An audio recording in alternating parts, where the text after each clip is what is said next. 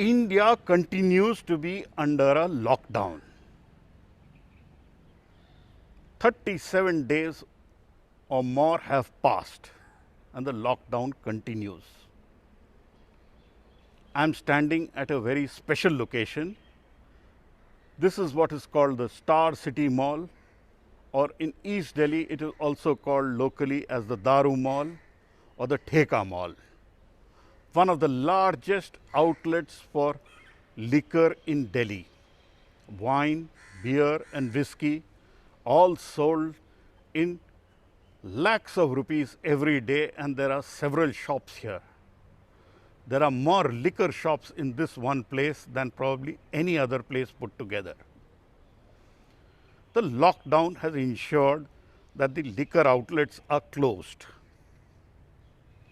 But today, more than individuals who drink liquor, it's the governments which are clamoring for the lifting of the ban on the sale of liquor. It seems states earn upwards of 2 lakh crores every year by taxing liquor sales. So more than people who drink beer and wine, it is governments which are clamoring for the opening of these liquor shops. Women's groups are already suggesting that liquor be completely banned or prohibited in India. The lockdown has showed that people can live without liquor.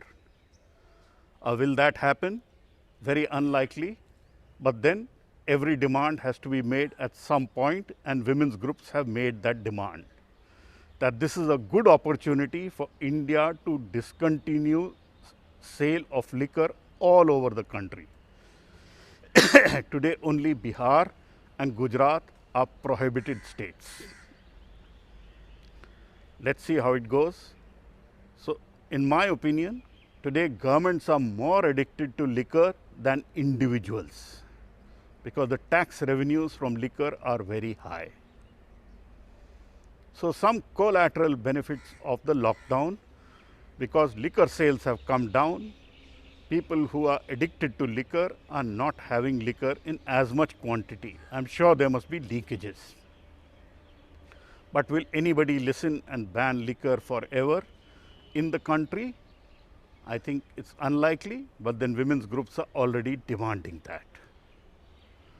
At the Daru Mall, Theka Mall, or the largest outlet of liquor in New Delhi, which borders on Noida, this is Pallav Bagla.